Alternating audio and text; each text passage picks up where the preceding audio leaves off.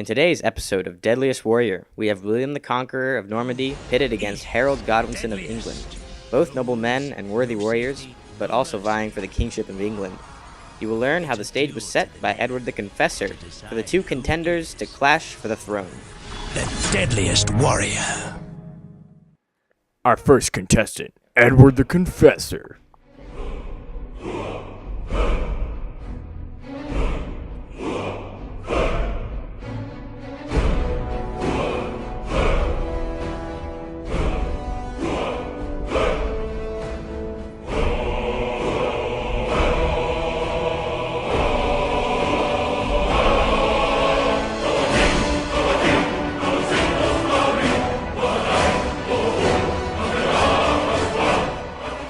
Don't make me confess to you guys, cause I got a book, see?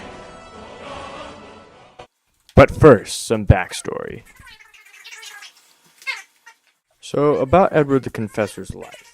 He was born in 1003 in Islip, England, to Ethelred the Unready and Emma of Normandy. He lived in a rather large family of 8 kids, 7 brothers, and 1 sister. He fought in battle in 1016 at age 13 with his brother, Edmund Ironside. He fought against Canute the Great. Due to Viking attacks, Edward spent over 25 years in exile before he became king at age 39. During his reign, there was nothing but peace and prosperity, until he ended up shifting some power between his 3 earls and causing some strife. Along with this, he ended up shifting power as well between the houses of Wessex and Mercia, which caused some unrest amongst his subjects. Edward gained his nickname Confessor because of his unusually pious life. He commonly went to confession and even went as far as constructing Westminster Abbey, which he was later buried in.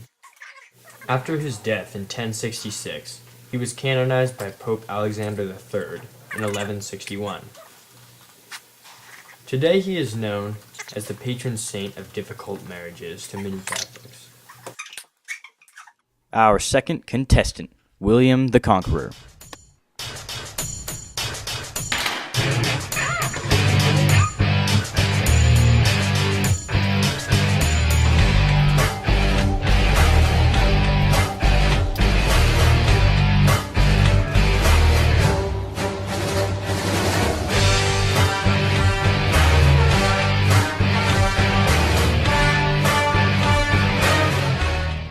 Don't make me conquer you.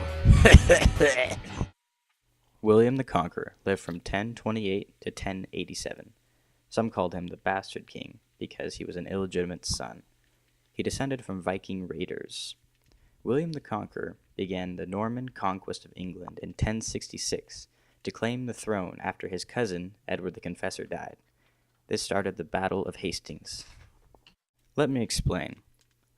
Edward was a cousin to William of Normandy, but he had promised the kingship to Harold Godwinson on his deathbed. He was the Earl of England at the time. So both William and Harold thought that they were the rightful kings of England, so they met each other in battle at Hastings. In the Battle of Hastings, Harold lined his troops along a hill in a defensive shield wall. William found this wall to be impenetrable, so he had to devise a different tactic of approach.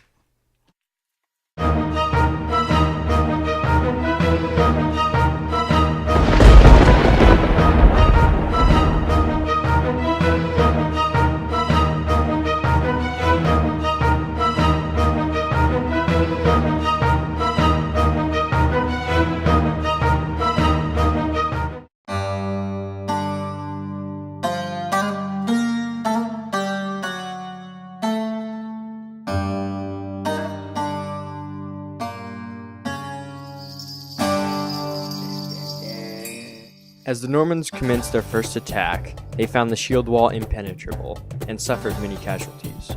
Their next tactic was to send cavalry at the wall, and then feign retreat, thus drawing away the English. Once they were out in the open, the flanks would converge and destroy everyone in the kill box.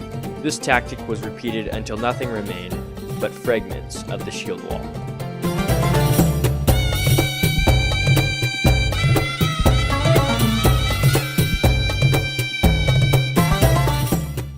Harold Godwinson was killed by taking an arrow to the face.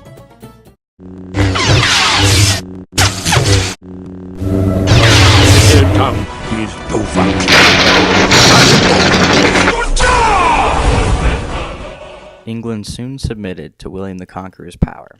After marching on England, he was crowned on Christmas Day in Westminster Abbey by the Pope.